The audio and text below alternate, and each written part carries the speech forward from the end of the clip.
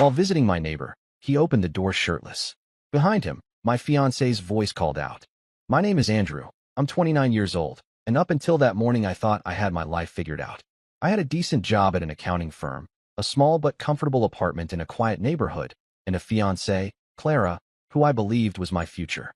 We had been engaged for 6 months, living together for a year, and despite the usual arguments couples have, I thought we were steady.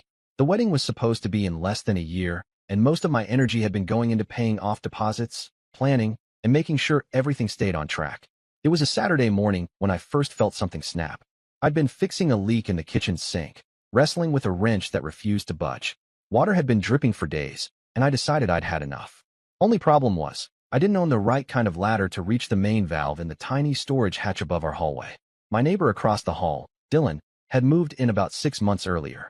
He was a tall, broad-shouldered guy in his early 30s, the type who always looked like he just walked out of a gym. We had exchanged small talk a few times, and I'd seen him carrying power tools in and out, so I figured he might have a ladder I could borrow. I didn't expect much from the knock. Just a polite request, maybe some neighborly goodwill. Instead, the door swung open, and there he was, shirtless, sweating lightly as if he'd just finished a workout or something more intimate. Before I could get a word out, I heard it. A voice. Not just any voice. Claire's voice. It came from inside his apartment, muffled but unmistakable. A laugh that I knew too well. The exact sound she made when she tried to brush off something awkward. I froze, my mouth hanging open. My brain scrambled for excuses, explanations, anything. But Dylan just leaned against the doorframe, smirking like he had been expecting this moment all along. I didn't ask. I didn't wait. My body moved before my mind did. I shoved past him, hard enough that his shoulder banged against the wall. "Andrew, what the hell?" he barked, but I was already inside. The smell hit me first. Perfume. Clara's perfume. Sweet and floral, lingering in the air like it had been sprayed moments ago. And then I saw her. She was in the living room, standing there in one of Dylan's oversized shirts, her hair pulled up in a messy knot, barefoot. She froze like a deer in headlights. Her phone was on the coffee table, next to 2 half-empty wine glasses. The room felt like it shrank. My heart pounded in my ears, drowning out everything else. Clara's mouth opened, closed, opened again. She couldn't find words. I spoke first, my voice colder than I expected. "What are you doing here?" She stammered something about helping Dylan with some paperwork, but the sight in front of me mocked her words. Paperwork didn't require wearing another man's clothes, didn't involve 2 glasses of wine before noon, didn't explain why Dylan was shirtless at the door. Dylan stepped closer, arms crossed, trying to take control of the room. "Relax, man. You're overreacting." I turned on him so fast he actually flinched. "Shut up. You don't get to talk." For a second, I thought I was going to hit him. My fists clenched on their own, and I felt that dangerous heat crawling up my neck. But I didn't. Instead, I looked back at Clara, waiting, begging internally for her to say something that made sense. She finally found her voice. "Andrew, it's not what you think. Please, just let me explain." Then explain. I cut her off. Her eyes darted to Dylan, who was still smirking. That was enough of an answer for me. I stepped forward, grabbed her arm, not roughly but firmly enough that she had to look at me. "You're lying. Right here. In his apartment. In his shirt. You think I'm blind." She yanked her arm away and suddenly turned defensive, her voice rising. "You're being paranoid again. You always twist things in your head until you convince yourself of some conspiracy. You don't trust me. That's the problem here, Andrew." That line stung more than anything. She wasn't denying it. She was turning it on me, making me the unstable one. And Dylan, standing there with that smug look, fed on it, like he enjoyed watching the implosion. I couldn't stand another second in that room. If I stayed, I'd either break something or hit someone, and neither would help me. So I stepped back, shaking with adrenaline, and pointed at Clara. "Go home. Now. We're talking about this when I get back." She hesitated but finally obeyed, slipping past me and into the hallway. Dylan called after her with a low laugh, and that sound almost drove me back inside to shut him up permanently. Instead, I slammed his door hard enough that the frame rattled. Clara didn't say a word on the walk back to our apartment. She kept her arms folded, staring at the ground, lips pressed into a thin line. I couldn't even look at her. When we stepped inside, she finally broke the silence. "Andrew, you can't just barge into someone's place like that. Do you realize how insane you looked?" My laugh was hollow. "Insane?" I walked in and found my fiancé half-dressed in the neighbor's apartment. "And you think I'm the crazy one?" She fired back quickly, almost too quickly. "I told you. I was helping him with some documents. I spilled coffee on my blouse, so I borrowed his shirt while mine dried. That's all it was." The story was flimsy, stitched together in panic. But what struck me wasn't just the lie. It was how easily she said it, how practiced it sounded, as if she had been preparing for this moment. I didn't argue further. I didn't scream. I just stared at her until she grew uncomfortable and stormed off to the bedroom, slamming the door. For hours I sat on the couch, replaying the scene in my head. Every detail cut into me. The perfume, the wine glasses, the shirt, the look on Dylan's face when I burst in. And Clara's reaction, not guilt, not even denial, but accusation. She wanted me to doubt my own eyes. It might have worked if I hadn't noticed one last thing before leaving Dylan's apartment. His phone had been on the arm of the couch, face up. A message had lit up the screen. A woman's name. Mia. The text preview was short but clear. Call me back. Where are you? Dylan wasn't just tangled up with Clara. He was tangled up with someone else, too. And in that moment, my anger shifted. This wasn't just betrayal. It was a game, and I had walked into the middle of it blind. By evening, Clara emerged from the bedroom, pretending nothing had happened, asking if I wanted to order dinner. She acted as if the morning had been some minor spat, not a bomb dropped on our relationship. I played along, nodding, saying little, watching her carefully. Because while she thought she had planted doubt in me, the truth was the opposite. I wasn't doubting myself. I was doubting her, and now, I was determined to uncover what was really going on. And Dylan, that smug bastard, he thought I'd just walk away shaken, too insecure to press further. He didn't know me at all. If Clara was lying to my face and Dylan was playing games with more than one woman, then I wasn't going to sit back and wait for answers. That night, while Clara slept, I wrote down everything I had seen, every inconsistency in her story, every little detail I remembered. And at the top of the page, underlined twice, was one name. Mia. The person Dylan hadn't expected me to notice. The person who might be the key to unraveling all of this. The morning after the confrontation at Dylan's door, I woke with a knot in my stomach. Clara was already up, moving around the kitchen like nothing had happened. She wore her hair down, humming to herself as she poured coffee into 2 mugs, sliding one toward me like she always did. Routine. Familiar. Almost comforting, if I hadn't seen her in Dylan's shirt less than 24 hours earlier. I stared at her for a long moment. She was trying hard to look calm, collected, normal. Too hard. That's when I knew for sure. She wasn't planning to come clean. Whatever happened in Dylan's apartment, she was going to bury it, and if I wanted the truth, I'd have to dig it out myself. I didn't touch the coffee. We need to talk, I said. She didn't meet my eyes. Andrew, please. I told you yesterday. It was nothing. Dylan needed help with documents. I spilled coffee. He offered me a shirt. That's all. She forced a laugh. You came in at the worst possible moment and made it look bad. The way she said it, calm, rehearsed, made my skin crawl. If I hadn't been there myself, maybe I'd have believed her. But the perfume, the wine glasses, Dylan's smirk, they were burned into my memory. She wasn't just lying. She was building a story she could hide behind. I didn't argue. Arguing would give her ground to stand on. Instead, I nodded, let her think she had convinced me. Inside, I was already mapping my next move. For the next few days, I watched her closely. She still left in the evenings for late shifts, still came home with vague explanations about errands or helping a friend. At first, I tried to catch her in small contradictions, but Clara was sharper than I gave her credit for. Every time I pressed, she had an excuse ready. She was careful, too careful, but Dylan wasn't. I began to notice his patterns. His car, a black SUV, was usually gone in the afternoons but parked by evening. Except on nights when Clara claimed to be working late. Then the SUV wouldn't move at all. It sat there, smug and silent, like a witness I couldn't question. I needed more than suspicions. I needed evidence. So, one night, I followed her. She said she was heading to the office to finish a report. I waited 5 minutes after she left, then slipped out and trailed her car at a distance. She drove straight past her office exit on the highway, never even slowing down. My chest tightened as I realized where she was going. Sure enough, she turned into our apartment complex's neighboring lot and parked. I killed my headlights, hung back. She walked confidently, not even glancing over her shoulder, and went straight to Dylan's door. She knocked once, lightly. He opened it, shirtless again, and pulled her inside without hesitation. It wasn't paperwork. It wasn't an accident. It was deliberate, rehearsed, routine. I sat there in the dark for nearly an hour, gripping the steering wheel until my knuckles whitened. My first impulse was to storm in again, to drag her out and end it once and for all. But something stopped me. Maybe pride. Maybe the nagging thought that if I made the same mistake twice, walking in without proof, they'd twist it against me again. So I waited, watched, took photos on my phone as she entered, as the light in Dylan's window flicked on, as shadows moved across the blinds. And then something unexpected happened. Another car pulled into the lot. A small sedan, unfamiliar. A woman got out. She was dressed casually but neat, hair pulled into a tight ponytail, carrying a tote bag. She walked up to Dylan's apartment like she belonged there. She knocked. For a moment, no one answered. Then Dylan appeared, fully clothed this time, and let her in.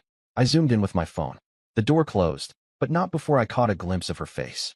Young, maybe mid-20s, with sharp features and an expression that was anything but suspicious. She wasn't sneaking. She wasn't nervous. She looked like someone visiting her boyfriend. My chest tightened again. Clara was inside. Dylan was juggling two women under the same roof, one of them my fiancée. I snapped more photos, documenting every detail. Date, time, car plates. My anger dulled into something colder, sharper.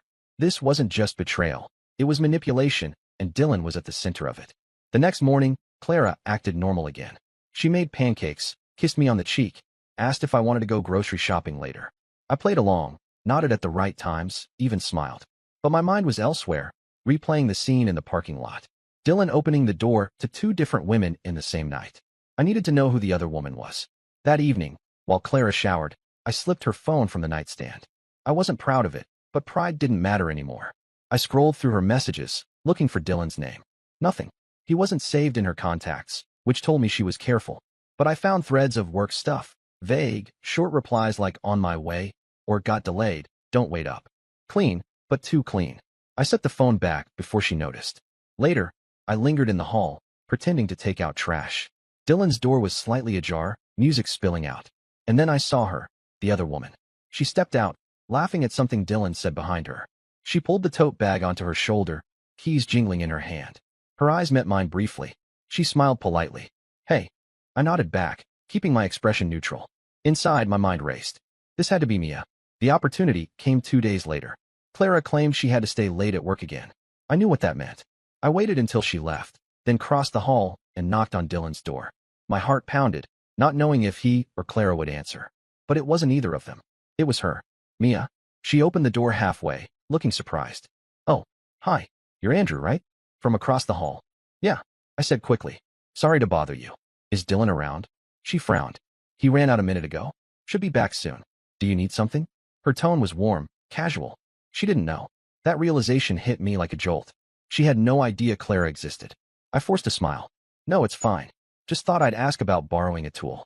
We exchanged a few polite words before she closed the door. But in that short exchange, I confirmed what I already suspected. She wasn't just some casual fling. She thought she was his girlfriend. I stood in the hallway, pulse hammering, and felt the pieces shift into place. Dylan was stringing both of them along. Clara, my fiancée, and Mia, the woman across the hall who thought she was in a relationship. He was using both, and I was the idiot caught in the middle. I couldn't confront Clara yet, not without strategy. She would twist it again, turn it back on me. I couldn't confront Dylan either, not without risking another explosion. The only way forward was through Mia. The next time I saw her, I made a point of being friendly. Casual hellos in the hallway, small talk about the building, the weather, neighbors. Slowly, carefully, I built a bridge. She didn't suspect a thing. Why would she? To her, I was just the guy across the hall, making neighborly conversation. But underneath, I was watching her closely, piecing together her schedule. When she came and went. How often she stayed at Dylan's. When Dylan was with her, and when he wasn't. Patterns emerged quickly. One night, she mentioned offhand that Dylan had been acting distracted lately, taking more phone calls than usual, leaving without explanation. She laughed it off, but I saw the flicker of doubt in her eyes. That was my opening. I leaned against the hallway wall, lowering my voice. "Mia, can I ask you something? Do you ever feel like Dylan's hiding something?" Her expression changed immediately. Guarded. Curious. "Why would you say that?" I hesitated, letting the tension build. "Because I've seen things. Things that don't add up." She didn't press for details then, but the seed was planted. She went quiet, nodded slowly, and excused herself. That night, for the first time in weeks, I felt like I had leverage.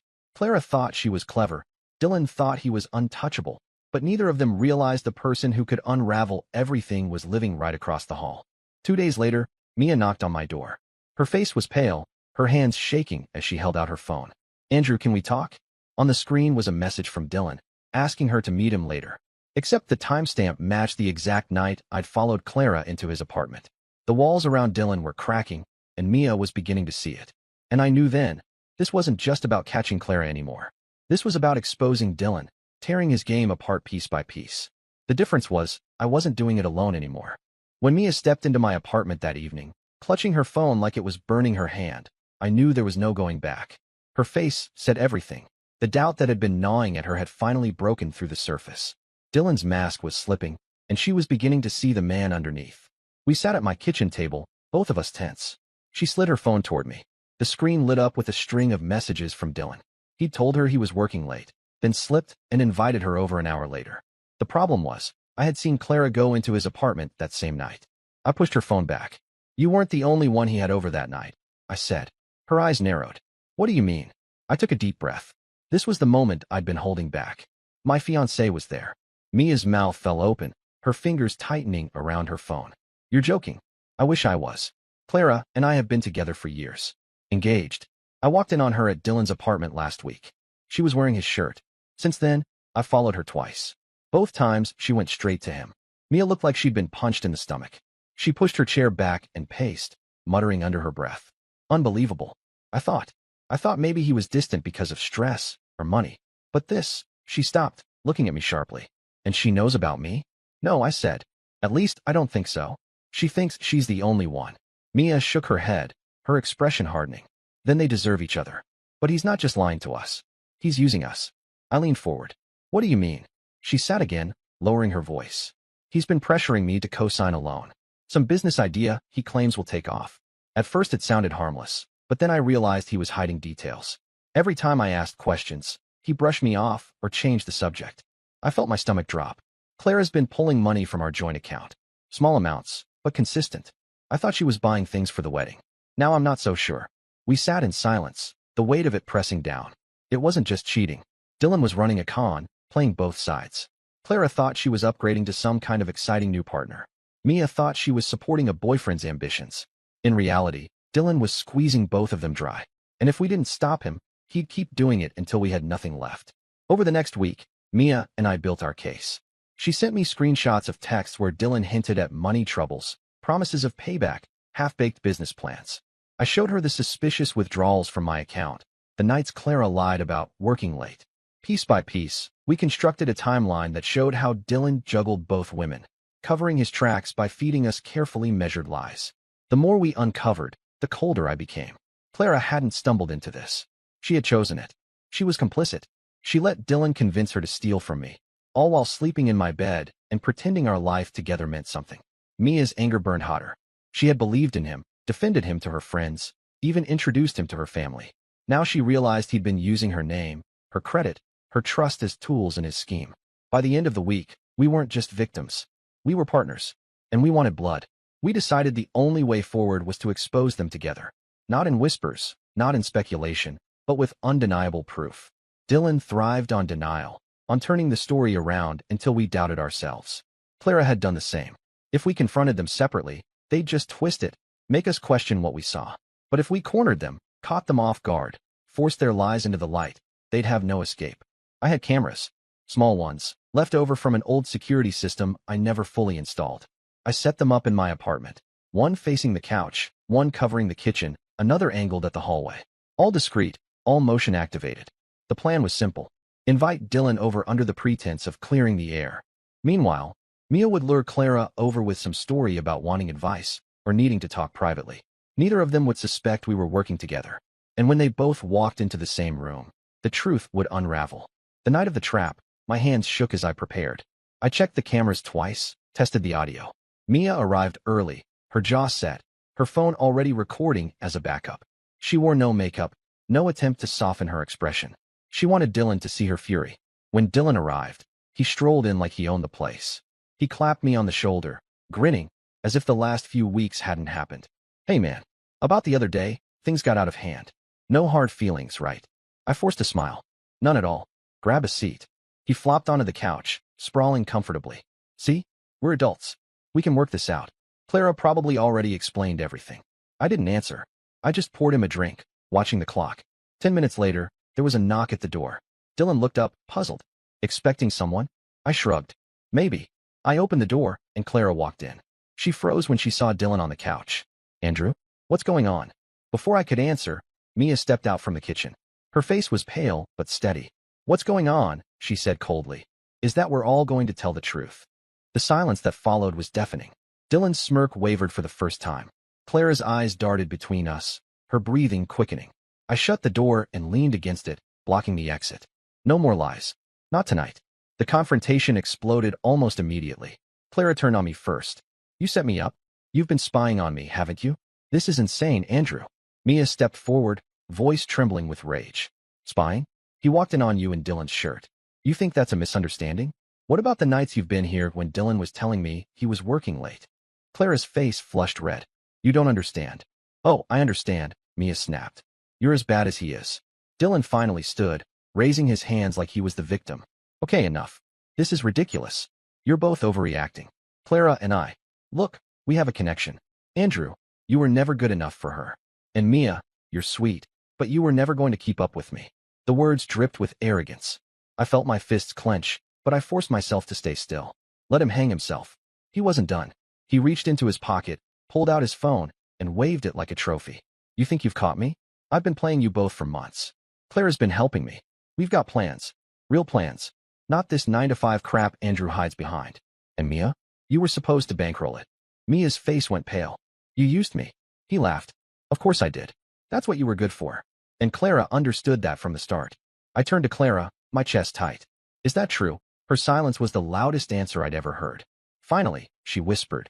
He promised me something better. It was like a knife twisting in my chest. Not just the betrayal, but the contempt. The woman I thought I'd spend my life with had stolen from me, lied to me, and handed my future to a con artist because he sold her a dream. I swallowed hard, forcing my voice steady. You're both finished. Dylan chuckled, shaking his head. Finished? You've got nothing. No proof, no leverage. You're just angry. By tomorrow, you'll both calm down, and I'll still be standing. That's when Mia pulled out her phone and hit play. Dylan's voice filled the room, recorded from just minutes earlier. Of course I did. That's what you were good for. And Clara understood that from the start. His smirk vanished. I pointed toward the camera in the corner, its red light blinking faintly. You're done, Dylan. Every word you just said is on record. For the first time, I saw fear flicker in his eyes. Clara sank into a chair, burying her face in her hands. Mia stared at Dylan with pure hatred, her phone still recording, her thumb hovering over the screen like a trigger. The room after Dylan's outburst felt like a battlefield. No one spoke. The only sound was the faint buzz from the camera's indicator light, recording every second. Clara sat frozen, her head in her hands.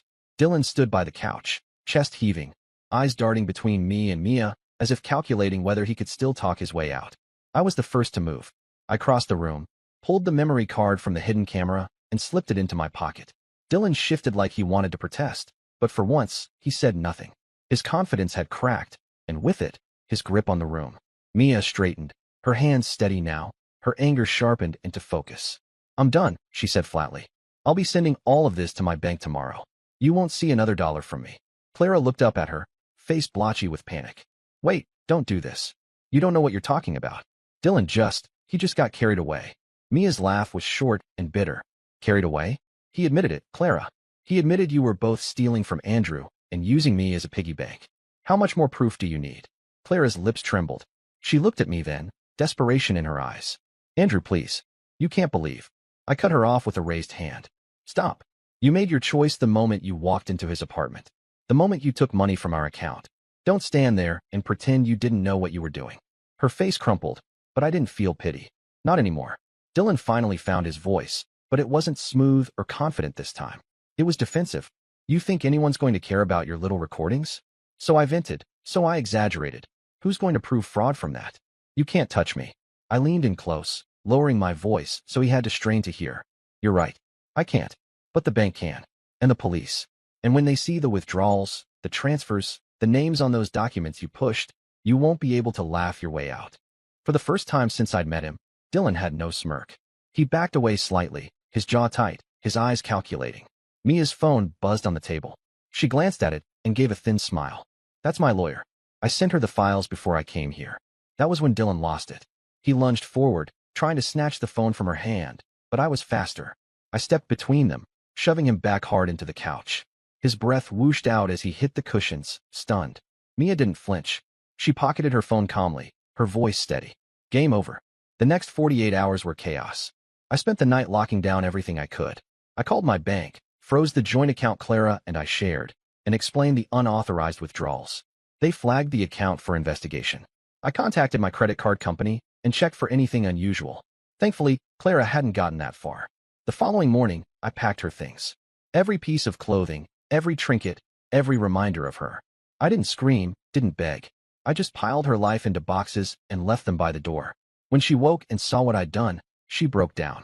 Tears, excuses, promises. She clutched at my arm, saying Dylan had manipulated her, that she didn't mean for it to go this far. But I'd heard enough lies to last a lifetime. Get out, I told her, voice flat. Don't come back. She left in tears, but I felt nothing watching her go. Meanwhile, Mia moved fast. She handed over the recordings, texts, and screenshots to her lawyer. Within days, Dylan's scam unraveled. The business loan he had been pushing turned out to be a cover for siphoning money through false applications. He had been using Mia's credit score as leverage while funneling Clara's stolen cash to keep his plan afloat. When the bank realized both women had been targeted, they escalated it. Fraud investigation. Police involvement. Dylan's name went from smug neighbor to person of interest overnight. I watched it all unfold quietly. I didn't need revenge in the traditional sense. I didn't need to humiliate him or Clara in public. The truth was enough, and the truth was already eating them alive. The arrest came on a Thursday afternoon. I heard the commotion in the hallway before I saw it. Voices, heavy boots, the crackle of radios. I stepped outside in time to see Dylan handcuffed, his face twisted with anger as two officers led him down the stairs. Neighbors peeked out from doorways, whispering, watching. Mia stood at the far end of the hall, arms crossed, her expression unreadable. She caught my eye and gave the smallest nod. Clara wasn't there. I later learned she had tried to call Dylan that morning, begging him to fix things before the police came. Instead, her parents showed up at my door that evening. They looked ashamed, their voices low. They hadn't known about the money, about the lies. They tried to apologize on her behalf, but I stopped them. You don't owe me anything, I said. Clara made her choices. Now she has to live with them. They nodded, their faces heavy with disappointment. For their daughter. For themselves. In the weeks that followed, the fallout spread. Clara lost her job after her employer discovered she had been sneaking money from our joint account to funnel into Dylan's schemes. They cited integrity concerns and let her go. Her reputation crumbled. Friends distanced themselves. Whispers followed her everywhere. Dylan, meanwhile, faced a mountain of charges. Fraud, identity theft, conspiracy. Mia's lawyer was relentless, pushing for every cent back. The recordings we captured became evidence. He wasn't laughing anymore. As for me, I focused on rebuilding. Closing accounts, securing my finances, reclaiming the pieces of my life Clara had tried to hand away. It was exhausting, but it was also freeing. Every form I filled, every call I made, was another step out of the mess they had dragged me into. One night, about a month after Dylan's arrest, Clara showed up at my door. She looked nothing like the woman I'd once planned to marry. Her clothes were wrinkled, her face pale, eyes red from crying. She clutched a small bag, her hands trembling. Andrew, she whispered. Please. I don't have anywhere else to go. I stared at her, remembering the woman who had laughed in Dylan's apartment, who had chosen him over me because he promised her something better. I remembered the withdrawals from my account, the lies she spun, the contempt in her voice when she blamed me for being paranoid. I shook my head slowly. No, you had somewhere to go. You chose it. Now live with it. I closed the door before she could answer. Her muffled sobs lingered for a moment, then faded down the hall. Months later, the neighborhood felt different. Lighter. Dylan's apartment sat empty. The locks changed, the blinds shut tight. The whispers had died down, replaced by new tenants, new routines. Clara disappeared from my life completely, her number blocked, her name nothing more than a bitter memory. Mia moved out too, but not before we shared a final conversation. She thanked me for standing with her, for helping expose Dylan when she might have kept doubting herself. I thanked her for giving me the clarity to see Clara for who she really was. We weren't friends, not really, just survivors of the same storm. But that was enough. Sometimes, late at night, I think back to the moment that started it all. A simple knock on a neighbor's door, a voice I recognized when I wasn't supposed to. If I hadn't gone looking for a ladder that morning, I might still be living in ignorance, pouring money into an account my fiancé was draining, trusting a woman who had already chosen someone else. But I did knock. I did hear her voice. And I did walk through that door. It ruined everything. And it saved me.